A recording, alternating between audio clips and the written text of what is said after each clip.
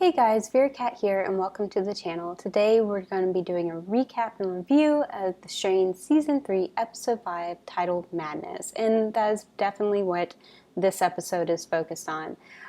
First, based off the intro monologue by Satrakian, we know that it's 7 days later that the Strigoi strain has spread all over the world, and now it's a matter of whether or not the human race is staving off the inevitable or will in fact be fighting for survival. There's, as you'll see later on, there's also a callback to one of his closing monologues of last season about how do we defeat monsters without becoming monsters ourselves. So here we go, let's delve into some madness. We got Dutch and F in a park in Brooklyn in the beginning, and they're playing a game of chess. Dutch is basically saying that F should knock over his king now, that he's basically already lost, and it's a bluff.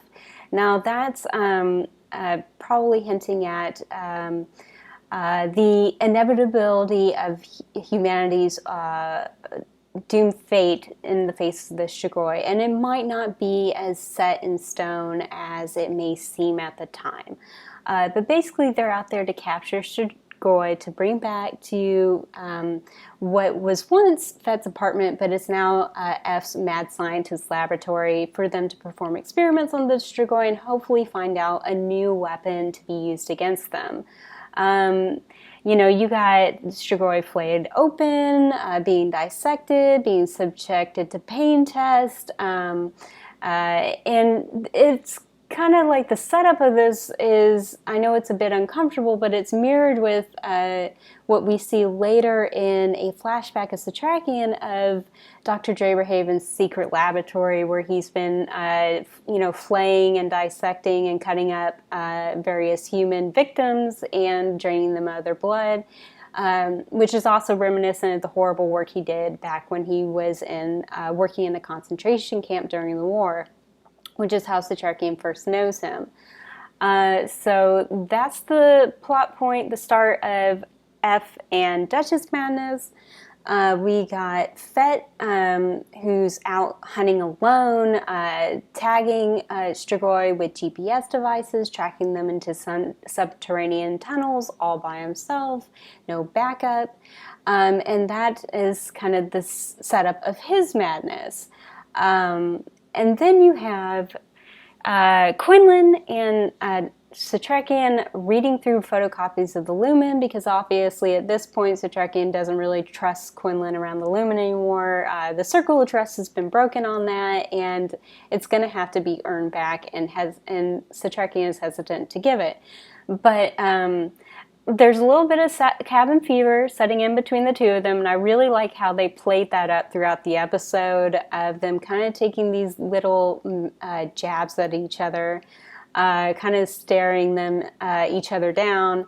And Quinlan brings up something he's reading in the Lumen about different Strigoi hunters through the centuries, and how they all share this commonality of acting alone and being prone to madness. And that kind of, circles back to what Fett is currently doing, modern day Strigoi hunter, acting alone and taking risky endeavors that would otherwise seem crazy.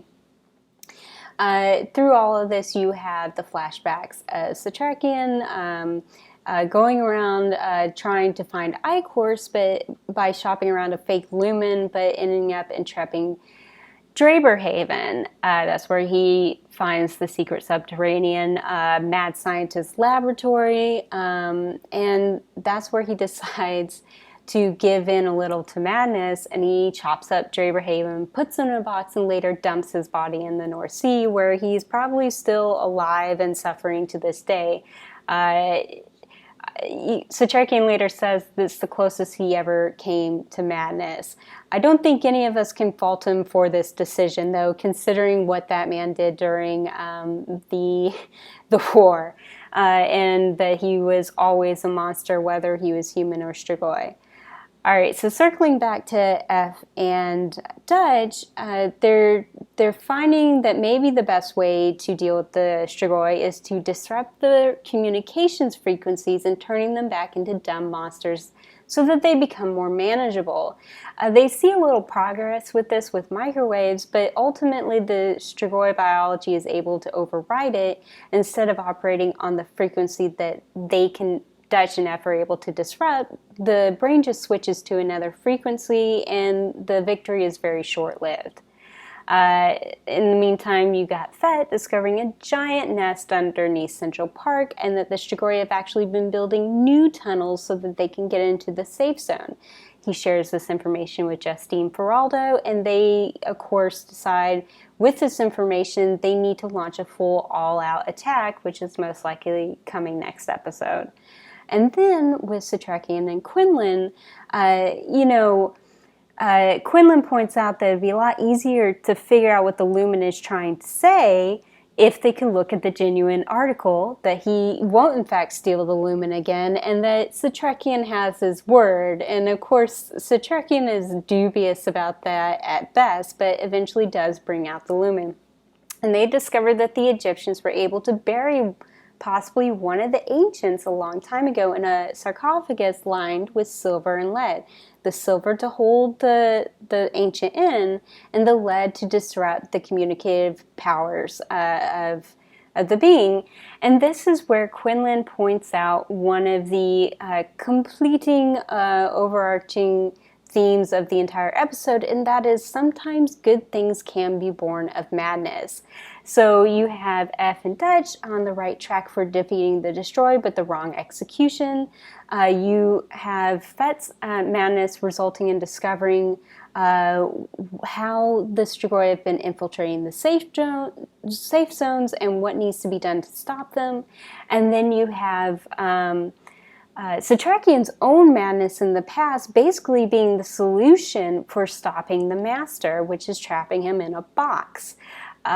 So that's basically the recap of the theme of the show and the different plot points in a nutshell. Now, there have been some speculation of potential love subplot between F and Dutch. While these two are bad at choosing romantic partners and self-destructive by nature, it would seem logical that they would hook up at a certain point, given that they're living within close proximity to each other and they don't have any other friends at the moment. I think that's a good little seed to plant and a little bit of a tease, but honestly, I'm hoping they don't do that, and I don't think they will. Also, the women that date F don't seem to be long for this world. You got Kelly, who's a Strigoi. The blonde pharmaceutical rep he hooked up with in DC got killed by an assassin, and then Nora got stung by Kelly and committed suicide. So I think if they end up hooking up, Dutch's days are numbers. He's one of those characters where I usually say you should stop dating. But that being said, they're definitely going to do another romantic subplot at some point somewhere, because you kind of need that in a show about the apocalypse, because it does give the audience a reason for happiness and hope. Side note to all of that, you got Feraldo and Kowalski. There's definitely a one-sided love going on there. Kowalski is definitely kind of smitten with Feraldo, but she's just too busy and stressed out to even take the time to notice. So it'll be interesting to see how that all plays into their future working relationship with each other, and whether or not it deteriorates. On top of all this, I think the connecting themes between the Strigoi and humans and what they've been trying to set up is that even good people are susceptible to becoming monsters. You have Feraldo basically becoming a little fascist tyrant, you have F becoming a mad scientist, and you have people conscripting just average citizens to basically fight and die against an overwhelming force, like Gus and Angel's plot point has been for the past 2 episodes. All right, so that's the recap and review. I really like this episode. It wasn't my favorite of the season. That's still episode 3, but I'm looking forward to the remainder of the season, and I will be posting more reviews and recaps as I'm able to. I hope you guys like this. If you did, please feel free to click the like button, subscribe as well, and until next time.